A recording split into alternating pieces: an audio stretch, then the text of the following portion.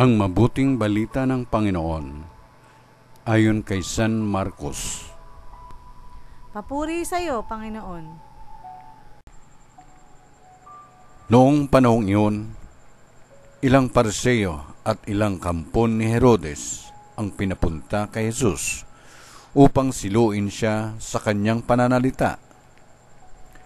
Lumapit sila sa kanya at ang sabi, "Guro, nalalaman po namin kayo'y tapat at walang pinangingimian, sapagkat pareho ang pagtingin ninyo sa lahat ng tao, at itinuturo ninyo kung ano ang kalooban ng Diyos sa mga tao, na ayon po ba sa kautusan ang pagbabayad ng buwis sa Cesar?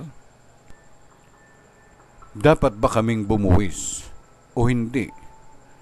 Ngunit batid ni Jesus na sila'y nagkukunwari, kaya't sinabi niya sa kanila, "Bakit ba ibig ninyo akong siluin? Bigyan ninyo ako ng 1 denaryo, titingnan ko." At kanilang binigyan siya. "Kaninong larawan at pangalan ang nakaukit dito?" tanong ni Jesus. "Sa Cesar po," tugon nila. Sinabi ni Jesus, "Ibigay ninyo sa Cesar ang sa Cesar, at sa Diyos ang sa Diyos." At sila'y namangha sa kanya. Ang mabuting balita ng Panginoon. Pinupuri ka namin, Panginoong Hesukristo.